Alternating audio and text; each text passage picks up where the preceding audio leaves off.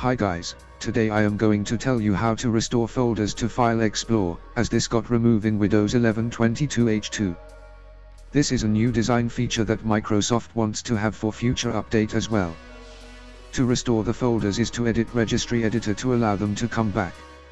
Step 1 is to download the registry file. I have placed the link inside the description. This file might come out as a sound file format. This is just because of the browsers you might be using, so try a different browsers.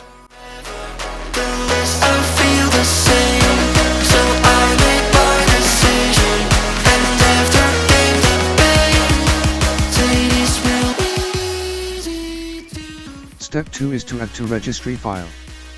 There are two ways to place it in the registry editor. One of the ways is to open up the registry editor and import.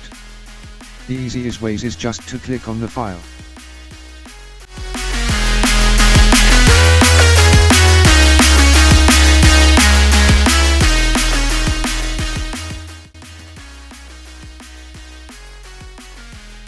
Thank you watching. Please comment, like and subscribe.